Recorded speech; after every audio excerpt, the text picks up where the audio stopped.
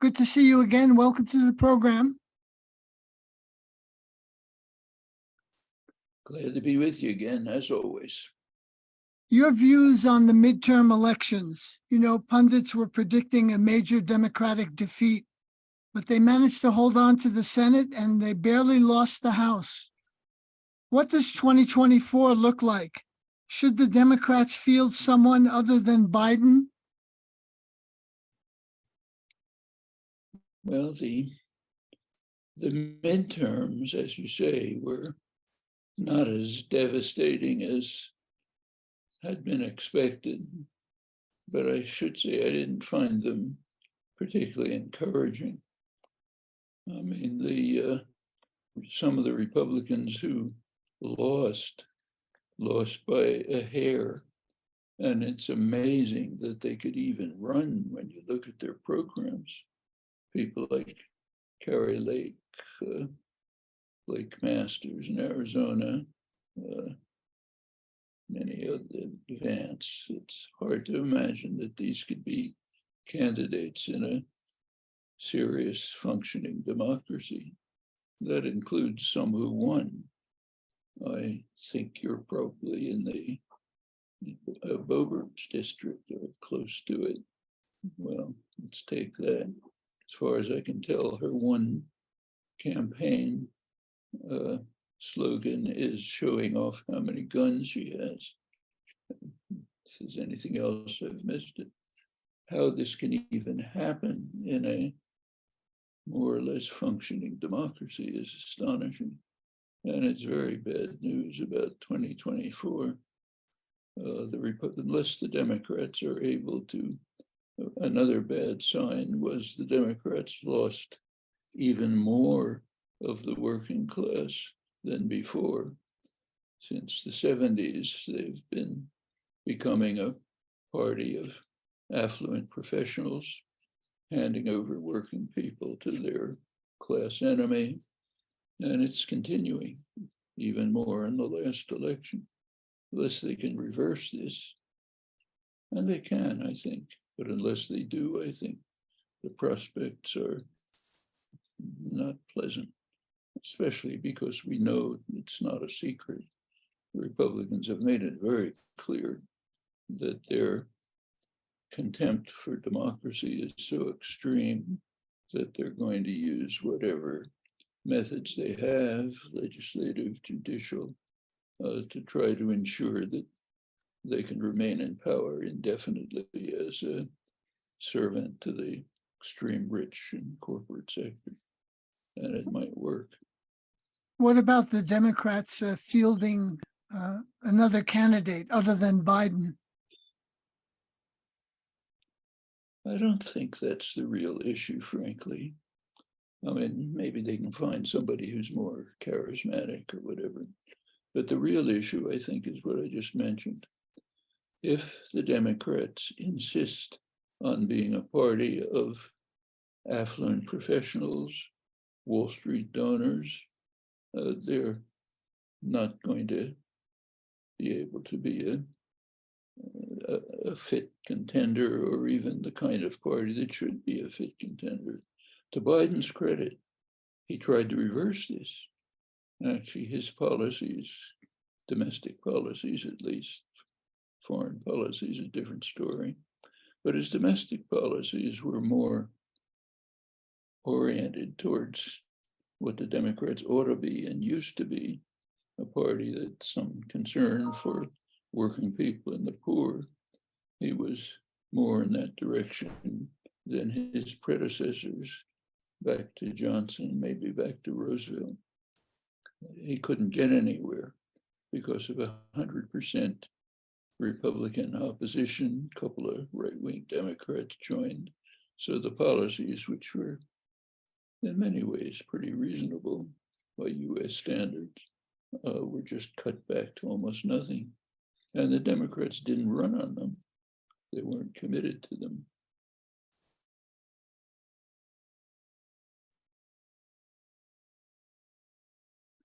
You're mute. As winter looms, where are we with the pandemic? In China, there's a record spike in COVID cases with attendant lockdowns and pushback from the population. In regard to the pandemic, maybe we should recall Yogi Berra's famous aphorism, "It ain't over till it's over." Where are we? Well, it's kind of interesting to see that the discussion here is overwhelmingly about the problems of COVID in China. It's true, yes, there's a peak. For a couple of days, China reached something similar to the United States, although not really similar per capita. Remember, China has 4 times the population, so a fraction of the United States. If you look at the records of COVID statistics, Johns Hopkins is the main source, Johns Hopkins Public Health. You find that there are charts of lots of data on countries. China's just not on the charts because it's so much better than everyone else. It barely appears on the charts. Almost no deaths as compared with enormous numbers of deaths elsewhere. The United States is one of the worst. So let's talk about China and what's wrong with China. A little odd, it seems. Again, the United States is one of the worst per capita deaths. China is so few deaths that it's barely on the chart. Washington Post this morning has another story, usual story about the problems of COVID in China. Read it. It mentions that since May, they have just had their first death. Does that sound like the United States? Plenty of problems in China, no doubt. But it's of not of some interest, perhaps, that we're concentrating on China, not us. Part of the reason is that when China locks down, it cuts back the profits of US multinationals who are producing in China. They want those factories open, doesn't matter how many people die. Well, not a very good reason. No, maybe their policies are wrong. Maybe they should be improved. Could debate that.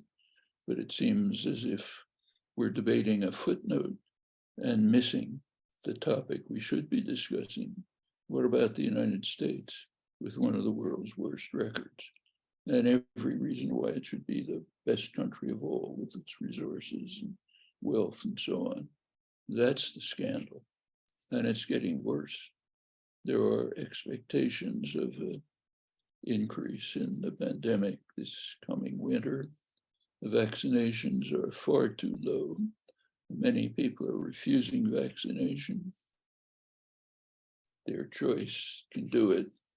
That means hospitals are full with COVID patients, overwhelmingly unvaccinated, can't carry out routine procedures.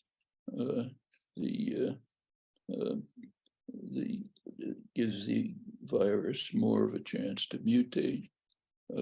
There's much less spending.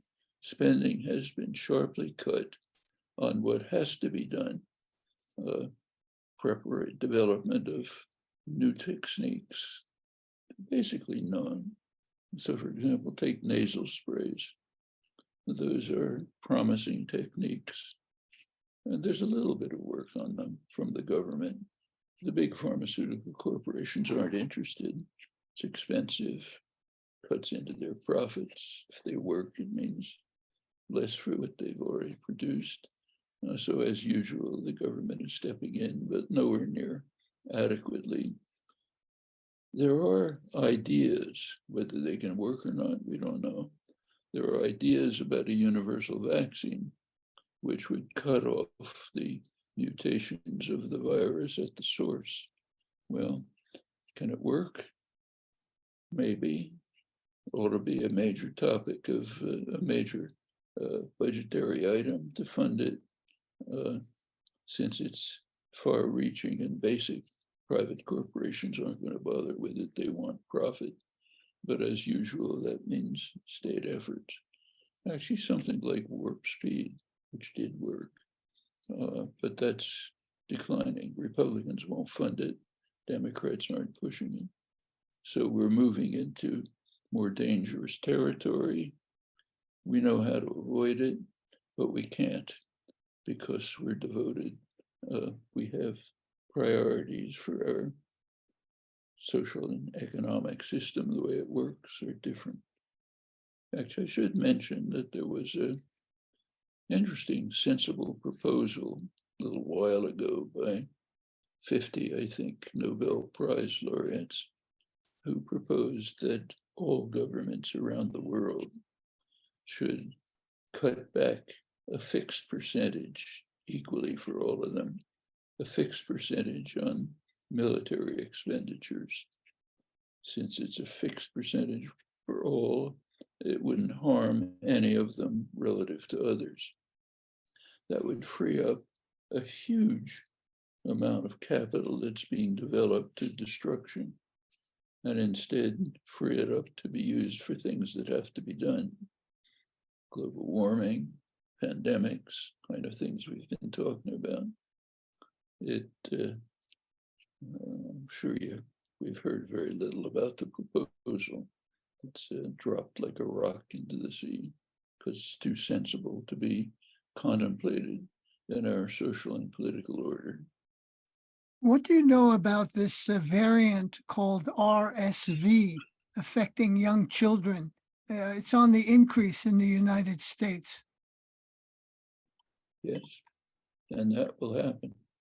Children's vaccinations are way below what they ought to be. Lots of parents are refusing the vaccination. There's a big anti-vax movement, which is having a pernicious effect.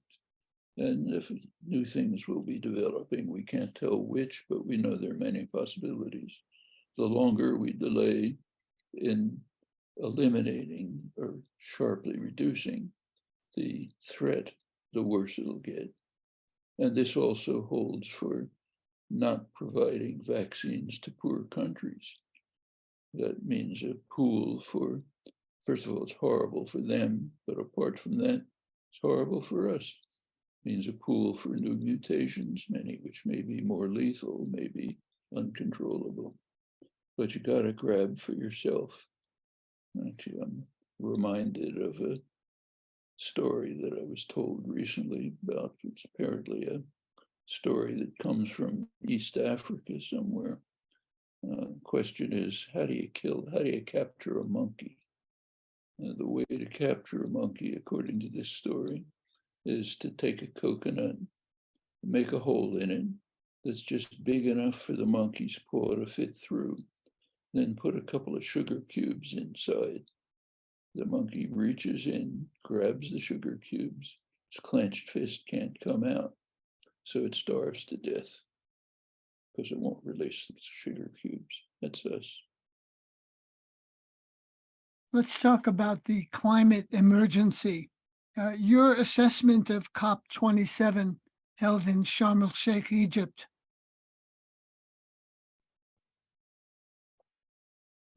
It was an almost total disaster.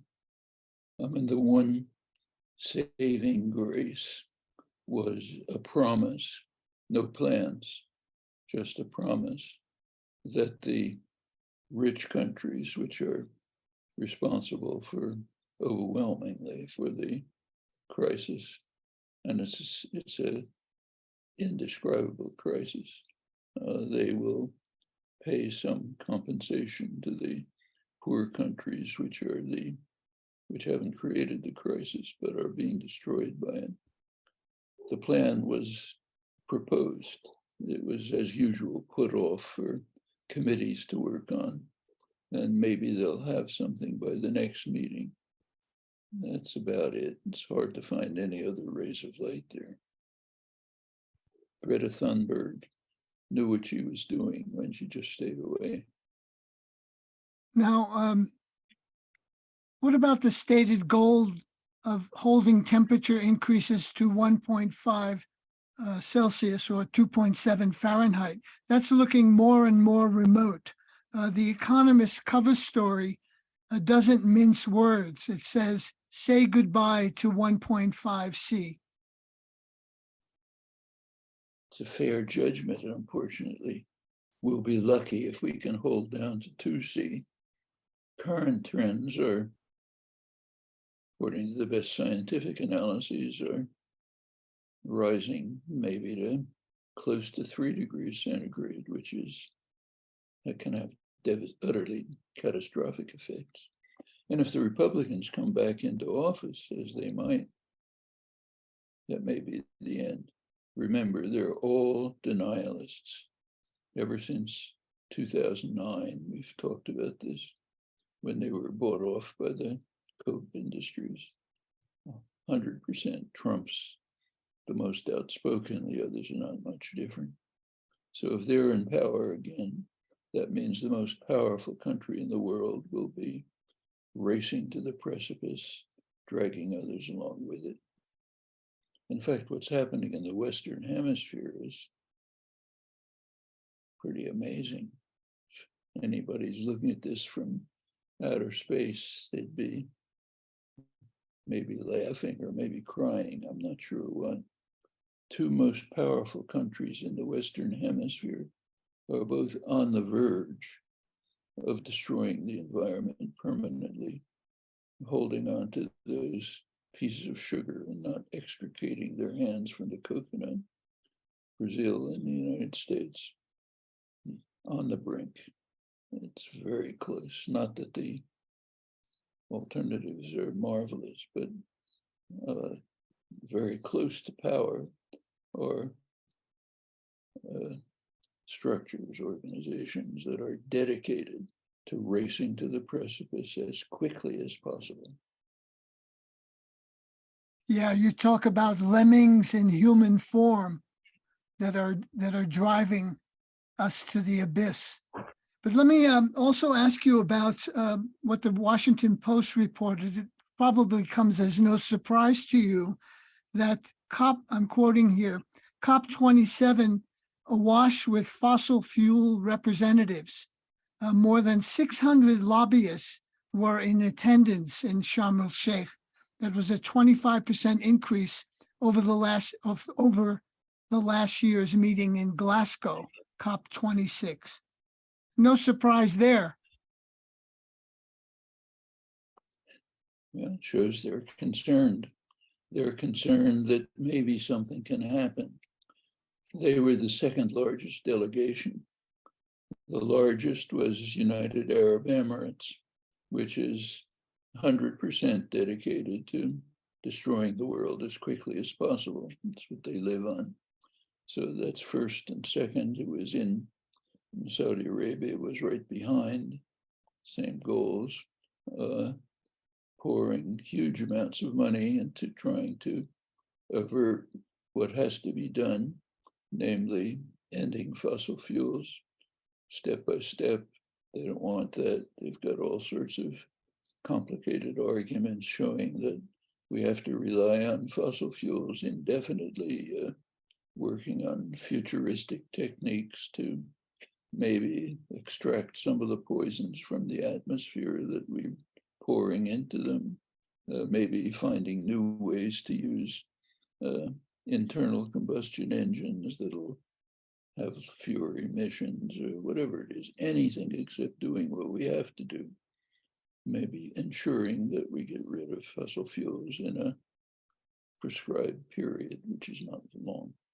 So sure, and in fact, their presence there, I think, indicates their concern, the concern of the fossil fuel companies, that the huge bonanza they're now celebrating may not last forever.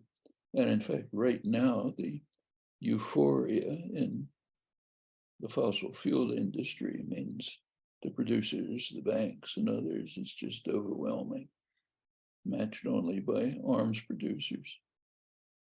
Profits are shooting through the sky. UN Secretary General Antonio Guterres, and I must say he has been consistently articulate and forceful in describing the crisis facing humanity.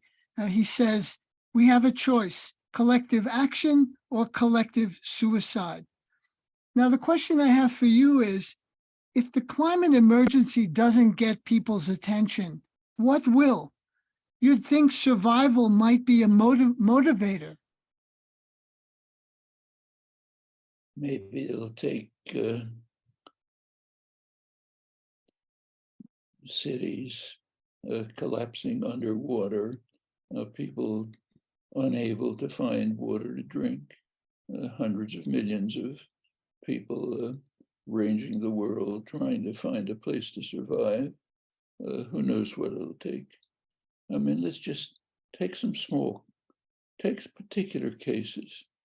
Let's take the region of the world which produces, outside the United States, produces most of the poisons, the fossil fuels, the Middle East region. There are recent projections showing that the expectations for the Eastern Mediterranean region have vastly underestimated the dangers. The latest studies, last couple of months, indicate that by the end of the century, temperatures in those regions may rise by maybe almost 10 degrees Fahrenheit. They're already almost unlivable. That means for most people, you survive if you're in air-conditioned, modern air conditioning. What happens to the rest of the population, to the surrounding area is indescribable. Actually, Israeli climate scientists recently came out with a warning to the government that their latest studies, and they're good, indicate that by the end of the century, sea levels may have risen in the Eastern Mediterranean by maybe 2 to 2.5 meters, 10 feet or so. It's indescribable. Meanwhile, what's happening? Israel and Lebanon have been having a conflict over who will have the honor of administering the coup de grace to both of them. Who will be able to exploit the oil on their maritime border to ensure that both of them celebrate a 10-foot rise in sea level, which will destroy both of them. And if you look at the international press, they're praising them for having reached an agreement. I mean, it's if some alternative world there. You go a little bit north to Cyprus. Cyprus actually is on the eve of what may be a major war between Turkey and Greece. It's getting very tense. Turkey occupies, I think, 40% of the island. And it's a NATO member. They're both NATO members. They're the basis for the struggle, all sorts of things, but one of them is who will run the pipelines and exploit the oil resources in the Mediterranean region around them. The world is coming close to war in many areas to see who can destroy us most quickly. I mean, it's kind of a parody. I go back to that monkey. Yeah. Let's talk about one of those wars, the war in Ukraine, and the dangerous situation of nuclear reactors, one of which is Europe's largest, that could be hit intentionally or unintentionally. The consequences of that happening are simply too horrible to contemplate. But if there is no what is called an off-ramp for Putin, and the war drags on, and Russia faces a humiliating defeat, there's the possibility of using nuclear weapons, unthinkable as it is. The US-led NATO military alliance is pouring weapons into Ukraine like there's no tomorrow, with the expressed intention to weaken Russia. You know the old saw about a wounded bear who is trapped. Talk about the dangers the planet is facing in Ukraine. Well, I can only repeat what I've been saying for almost a year. It's the conflict in Ukraine will either end by capitulation of one side or the other, or by some sort of a diplomatic settlement. That much is just logic. The chances of Russian capitulation, I don't think are very high, whatever year. But whatever you think about them, if there were ever an indication of Russian defeat in Ukraine, the question is, what would Putin do?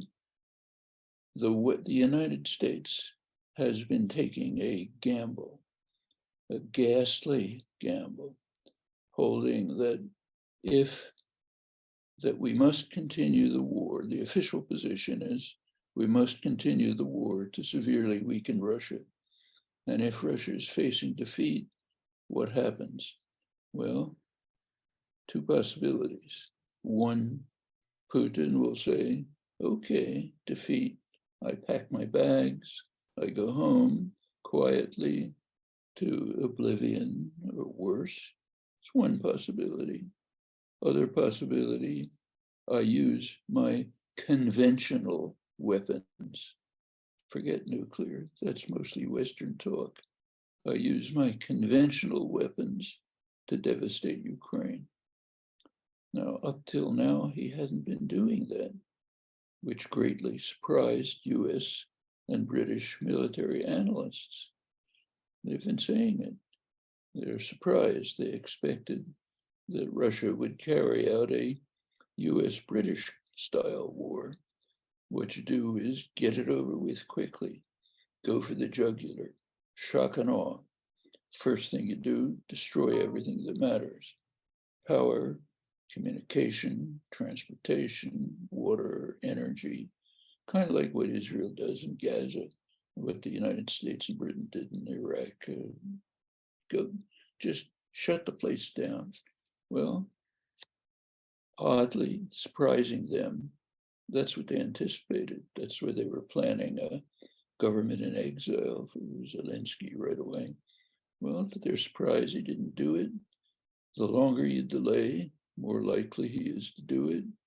Now, Russia is beginning to do it. It's beginning to use its conventional weapons to shut down Ukraine. And these measures that Russia are now taking are bitterly condemned as criminal. The condemnation is correct. They are criminal. Shock and awe is a criminal enterprise. The criminality is being condemned by people who always accepted it on our part. Maybe little peeps of complaint here and there, but putting the gross hypocrisy aside, yes, the gamble is beginning to pay off the way you expect. Cut off possibilities of negotiation, which is what US policy has been. Chances are that Russia will turn to the kinds of methods that the US and Britain apply regularly, or Israel, go for the jugular. That's conventional weapons, could go beyond. So far, if you notice, almost all the talk about nuclear weapons is on the West. The Russians haven't said much about it, but it's real. Recently, some parts of an exploded missile fell across the Polish border. If it had been a Russian missile, well, maybe Article 5 of the NATO treaty would come into play. We're off and running. Maybe Russia will start attacking NATO supply lines from Poland. Hasn't done so yet. If it does, we're up another step on the escalation ladder. That's why rational analysts, people like General Milley, former head of the Joint Chiefs, a couple of weeks ago said, got to stop this now. Once you start moving up the escalation ladder, there's no end. So the question is, shall we ensure that the war continues to severely weaken Russia at the risk of not only what happens to Ukraine, which could be devastating and is now beginning to be, but also the risk that we'll move up to terminal nuclear war. It's quite apart from what in many ways is the most dangerous aspect of this continuation of the war, namely the reversal of the limited efforts that were being undertaken to deal somehow with the climate crisis. Now it's going in the opposite direction. Let's try to maximize the use of fossil fuels, pouring funds into the pockets of the fossil fuel companies and pouring poisons into the air. Plans are being made now for decades of exploitation of new fields, new LNG terminals, the destruction of the Nord Stream pipeline, which is getting much less attention than it should, means that Europe is pretty much cut off from Russian supplies, meaning turned to other fossil fuel supplies, very profitable for the United States, which is happy to export its fracked natural gas, but with long-term consequences that may, to go back to your earlier question, just drive us off the precipice. I'm not even mentioning the millions of people facing starvation in poor countries from the reduction of exports of grain and fertilizers from the Black Sea region. Consequences are enormous. What Ukrainians decide to do is their business. We have no business telling them what to do. What we decide to do is our business. Shall we continue with an official policy that makes diplomacy impossible? That's our official policy. If you're fighting the war to severely weaken Russia, no diplomacy. Rafael Mariano Grossi is the Director General of the International Atomic Energy Agency, the IAEA. And he said very recently that the situation for nuclear safety and security in the country has become, that is Ukraine, has become increasingly precarious, challenging, and potentially dangerous. It's extremely concerning, he continued. All military action threatened the safety and security of Ukraine's nuclear facilities must stop immediately, Director General Grossi said. So that's coming from the UN agency that is responsible for these reactors in terms of oversight. That he's right to be concerned about that.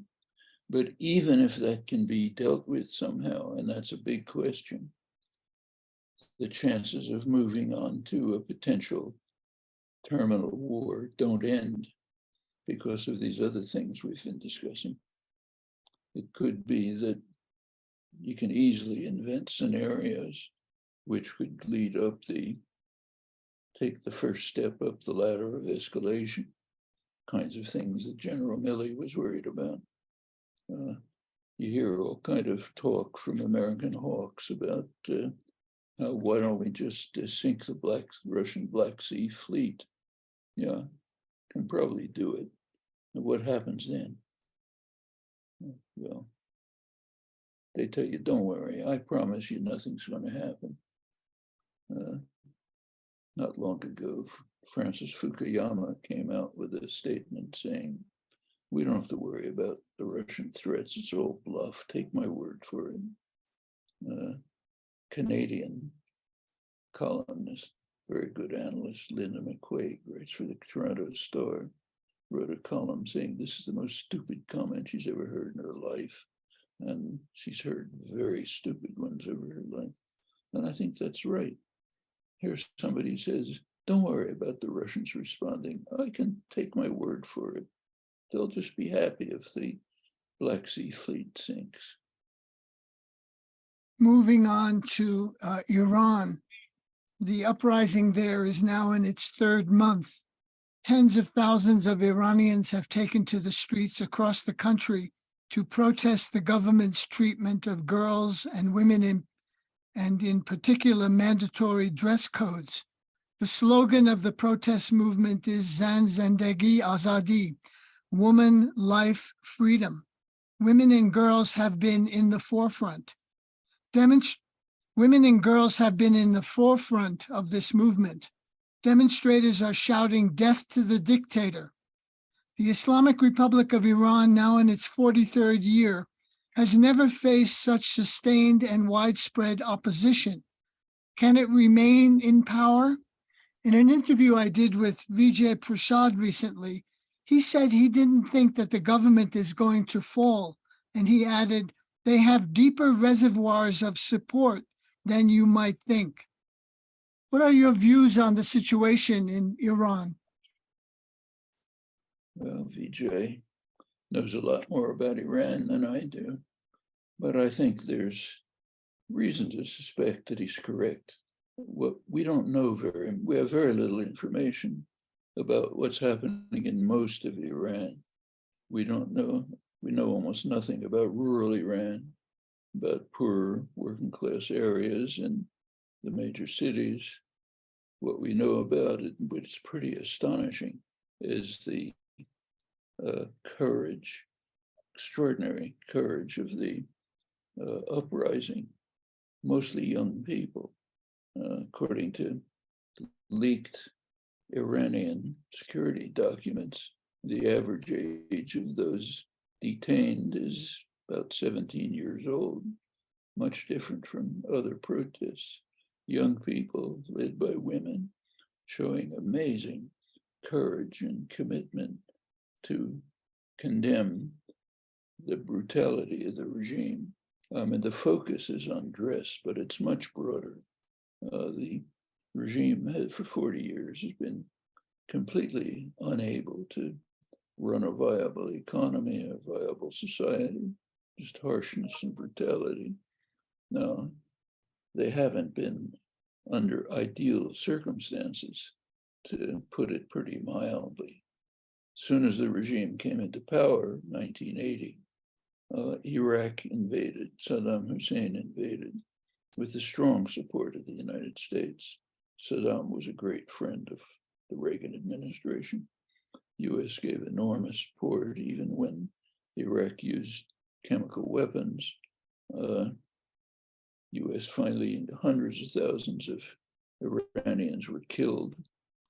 People like Khamenei, who runs the place, that's their experience.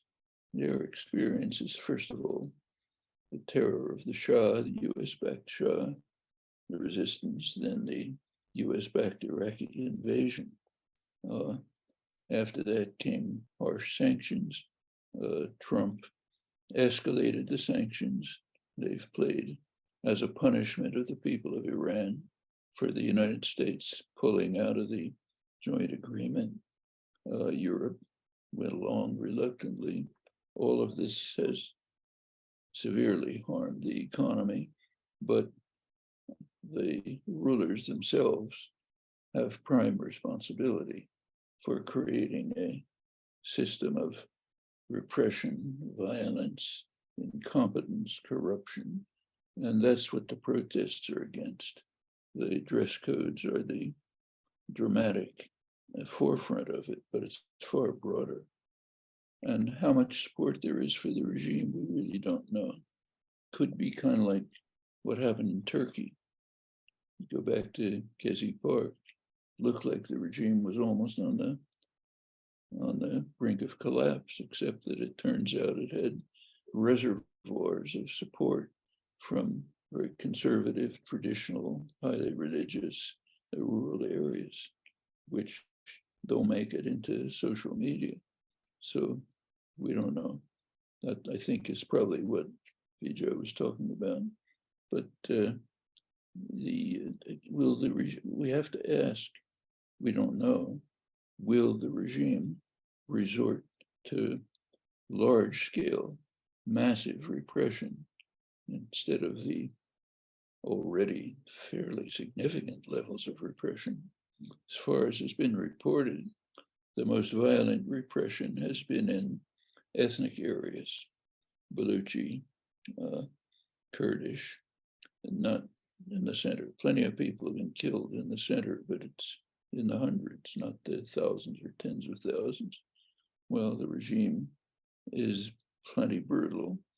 You go back to Khamenei's personal experience, it's quite possible that he accepts the judgment of the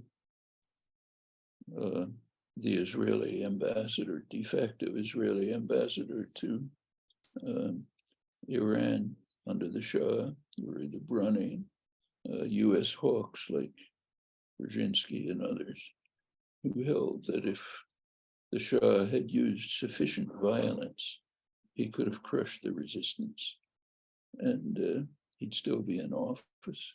That's Khamenei's personal experiences.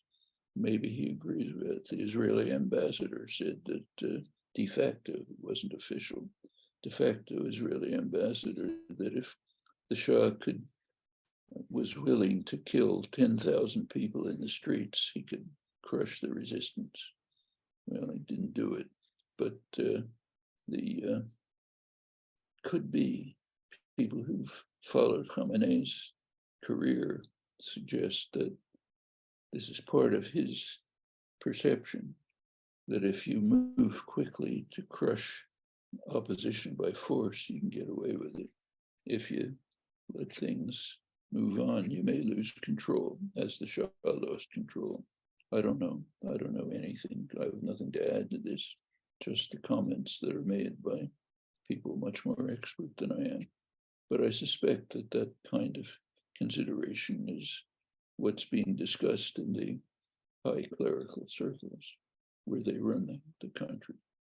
It's a very, very dangerous situation. The 22-year-old young woman who was killed while in custody of the Iranian security forces, she was from the western part of Iran, which is a Kurdish majority area. And this brings up the whole question of the unresolved Kurdish issue. They are the largest stateless people in the world, with populations in the millions in Turkey, Iraq, Syria, and in Iran. What are the chances of an independent Kurdish nation emerging at some point? I know that seems very distant. It's distant. Right now, there are more imminent problems, very serious ones. Turkey invaded the Kurdish areas of Syria, carrying out very severe crimes and atrocities. Maybe it's estimated about 300,000 Kurds were driven out of their homes, lots of murders, lots of terror and torture. Now they're expanding it. Erdogan has announced they're going to expand the invasion. Just a couple of days ago, the Turkish bombs, missiles, I think from a drone, hit not very far from US military installations. In fact, the United States warned Turkey not to go on. When Trump pulled out a small deterrent force from Rojava, the Turkish area, that was basically a green light for the Turks to expand their anti-Kurdish terror and violence as they did. Maybe they're now moving on. That could move into the major remaining areas of Kurdish semi-autonomy, murderous consequences, could even lead to conflict with the remaining US forces there. But Turkey seems determined to move on, to destroy any potential Kurdish independence, whether it's in Syria, or Iraqi Kurdistan, where Turkey bombs regularly, or in Turkey itself. Remember, most of the Kurdish population's in Turkey. And there was a period in the beginning of this century when there was some relaxation, but the repression and anti-Kurdish violence within Turkey has been picking up in the last years and is now very severe. Iran also has brutal, harsh policies against Kurds in its areas, as I mentioned. Well, you just said this young woman who died or was murdered, however you want to look at it, is from the Kurdish areas. And the repression in the Kurdish areas has been severe, maybe second only to the Baluchi areas in the current uprising. So there's the question of Kurdish independence is, to say the least, not advancing. I think they're in serious danger of constant situation up and down. This is one of the deteriorating periods. 10 more minutes, Noam. We got a late start. Okay, let's continue. The esteemed newspaper of record, the New York Times, front page story by David Sanger says, I'm quoting, "A new era of direct confrontation with Iran has burst into the open." He quotes a Pentagon spokesman as saying, "There's no diplomacy right now with respect to the Iran deal."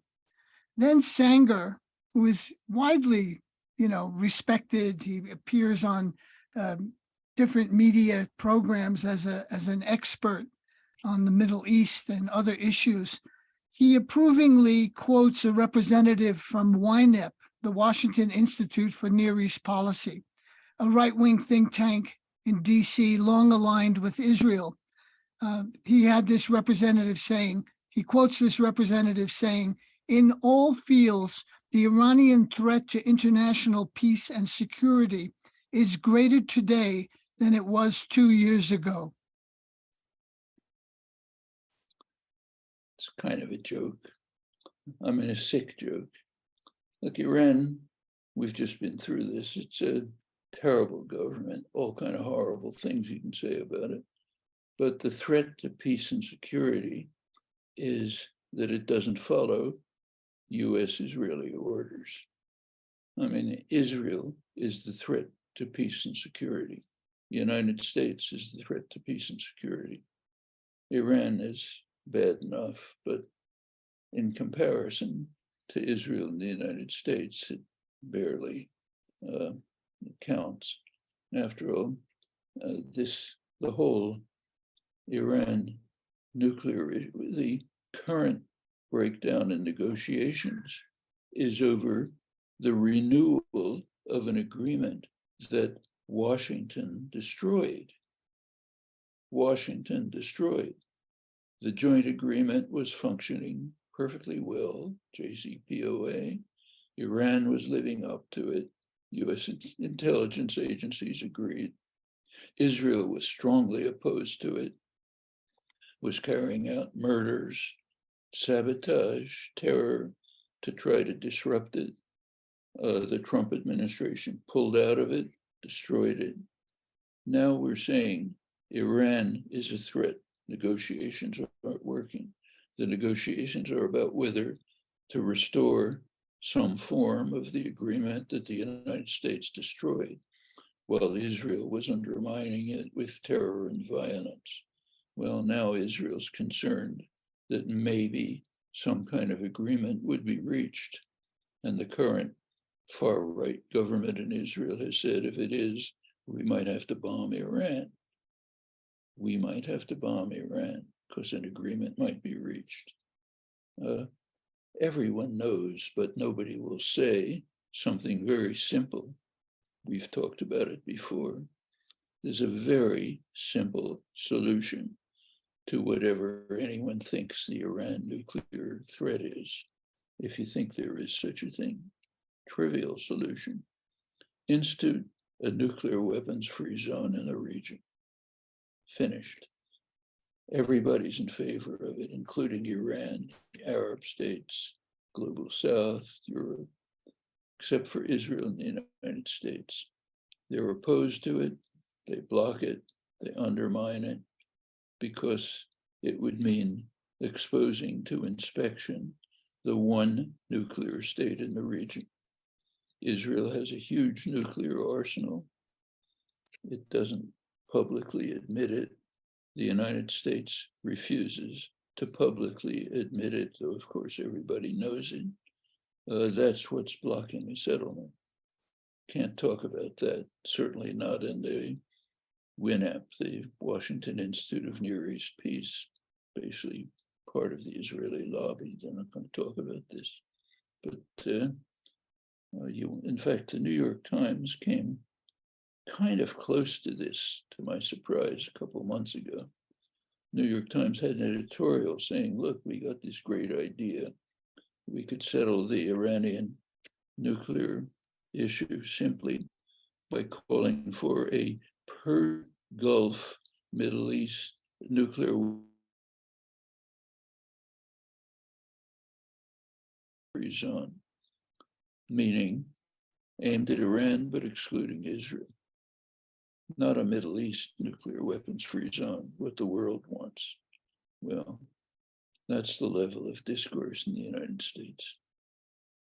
Let's talk a little bit more about Israel and the return of Netanyahu to power.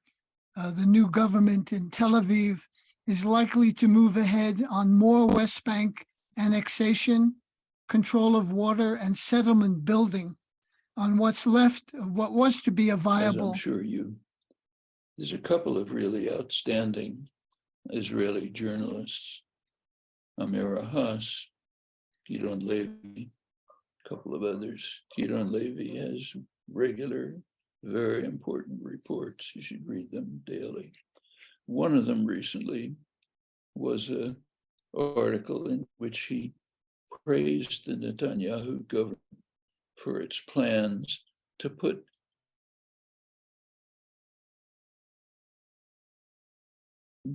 right-wing figures in Israeli history.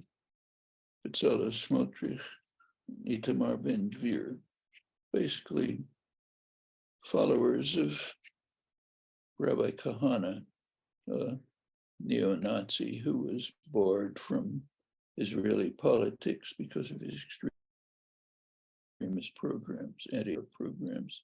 These are his supporters. They're now in Ben-Gvir is probably going to be given the internal security position. Smotrich will be given something important. Levy said, this is a great idea. It will pull aside the veil. Nothing anymore will conceal the reality that has been suppressed by nice-looking people who make pleasant gestures.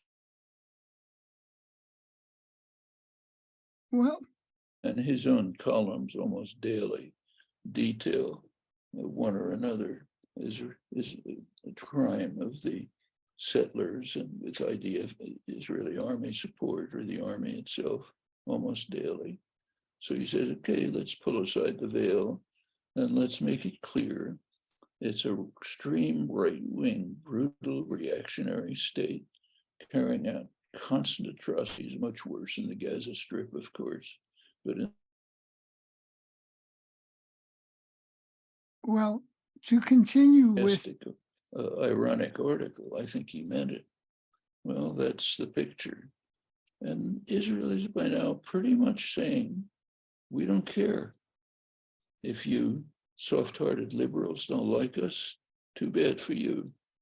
We'll go along, we'll join the most reactionary forces in the world, like the Abraham Accord, Modi's India, and so on. And we'll go on our own way. You take your soft-hearted liberalism somewhere else. Well, there's a split developing, which the Israeli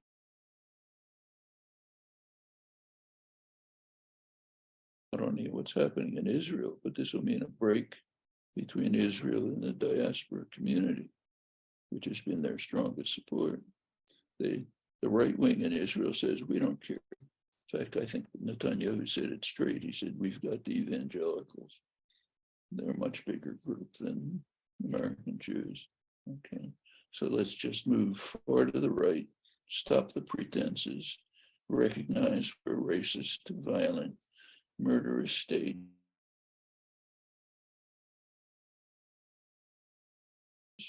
And go our own way. None of your business. We want to bomb Iran, we'll bomb them. We want to kill Arabs, we'll kill them. Well, what did you think of the recent assessment by Amnesty International that Israel was an apartheid state, joining, incidentally, B'Tselem, which is an Israeli human rights organization, and Human Rights Watch? And do these have any meaning at all? Well, my own view about that is somewhat more nuanced and has been for some time. My feeling is that Israel within Israel proper, which almost doesn't exist anymore. Most Israelis young ones, don't even know that there's a green line. They don't know there's a boundary, but there is an official boundary. Within the official boundary, I think Israel is repressive, but not at the level of apartheid. It's a harshly repressive state with two tiers of citizens, Jews and non-Jews. It's bad enough, but it's not apartheid, in my opinion. On the other hand, in the occupied territories, I think it's worse than apartheid. Remember, South Africa needed its Black population. It wanted them to be internationally accepted. It supported the Bantustans, wanted them to gain international credibility. That was 85% of the population, was their workforce. They didn't. Israel has a very different attitude toward the Palestinians in the occupied territories. Wants to get rid of them. They don't belong here. The country promised to us by Abraham a couple thousand years ago, you're strangers in the land, get out, leave it to us. By now, leadership is saying it. In the past, they didn't like to say it. It wasn't nice to say, so you had various euphemisms. But it's a very different picture. Israel wants to take over what's ever valuable in the occupied territories, and if they can sort of marginalize or get rid of the population, so much the better. It's not like South Africa, it's worse. Two more quick questions, Noam. Thanks for your patience as always. Turning to Brazil, where you happen to be right now, you've been there for some weeks. What are Lula's chances of being able to effectively govern? Why did the PT, Lula's party, do so poorly? There were expectations that he and the PT would do very well vis-a-vis Bolsonaro. What happened there in your view? Well, first of all, the PT did about as well as expected. The polls were pretty accurate on PT support, within 1 or 2%, not a great variation. Where they were inaccurate was on Bolsonaro support. And that's very much like the United States. Support for the far right is often concealed from pollsters. People just don't want to say it. A large part of what they don't want to say it to pollsters is they just don't trust them. Remember, a large part of the far right in the United States and Brazil is essentially the MAGA crowd. We're the victims.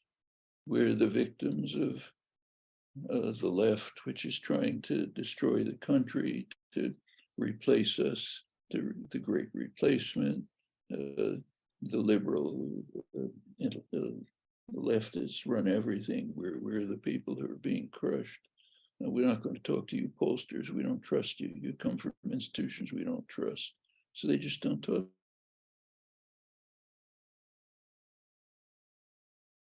Polls. And that happened in Brazil too. I mean, all the details aren't out, but it looks as though support for Bolsonaro is, first of all, the huge evangelical community where he has overwhelming support, agriculture and mining, agribusiness and mining, which are destroying the Amazon, destroying all of us, strongly pro-Bolsonaro. And that includes the poor people who live in those areas. For them, a lot of them, according to a few studies have been done, just say, we don't believe in global warming. It's a hoax. We want our jobs cutting trees and preparing for mining and so on. So those areas went strongly for Bolsonaro. And also the southeastern regions, the richer regions, businesses and so on, they basically like the Bolsonaro policies of racist, opposed to the poor, opposed to will, enriching them. Remember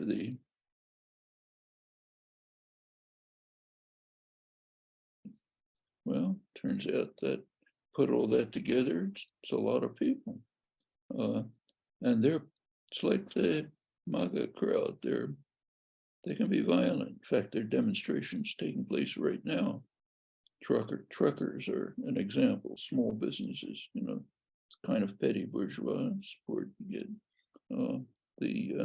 Right now, demonstrations are taking place trying to, around army camps and so on, trying to, Bolsonaro himself has been completely silent.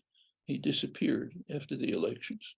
He appeared a couple of days ago for a few hours. It was the first time they came along with this frivolous claim that the electoral system was broken, that have to redo the election for just for president, not for anything else. Of course, the Supreme Court shot it down. But we don't know what they're planning. They might be planning something on Inauguration Day. They've apparently got the same advisors that Trump had, same people, in fact. We don't know what they're planning. Could be, you can guess. So will it be possible for Lula to govern?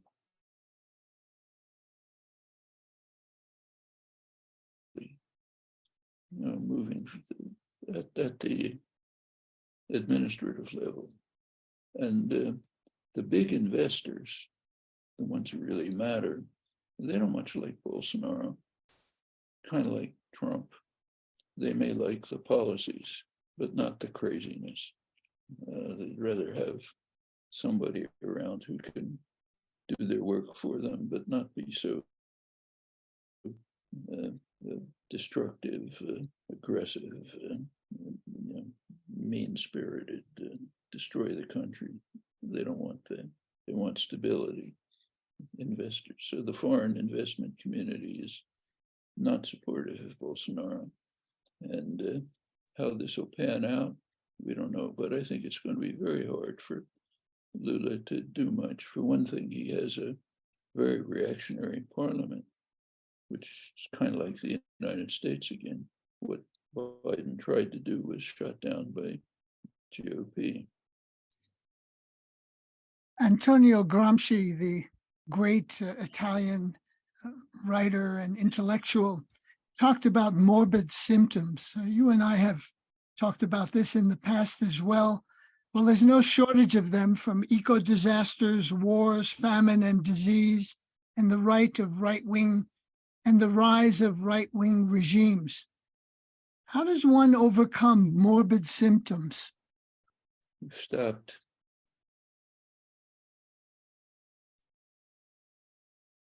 Were you able to hear me? No, I couldn't hear that. Oh, okay. And you can hear me now? Yeah. Okay, one more quick. Antonio Gramsci, the legendary Italian Marxist writer and editor and philosopher, he talked about something called morbid symptoms. You and I have talked about this in the past. There's no shortage of them. If you look around today, eco-disasters, wars, famine, and disease, and the rise of right-wing regimes. How do we overcome morbid symptoms? Same way they were overcome when he wrote back in my early childhood. He was writing from a prison cell, early 30s. Fight against it. It's the only way. No secrets. Well, I actually have one final question for you, Noam, and that is, what's the secret to your longevity? You're turning 94. The doctors wonder. It's certainly not my lifestyle. Do exercises and all kind of healthy things. I never do them, but Yeah. Are you returning soon to the United States? yeah, soon. Okay. Well, listen, wish you a very happy birthday. Oh, thank you. Take Sorry, good guys, care. already Take good late. care. Take Late good for- care. Yeah. Bye. Bye.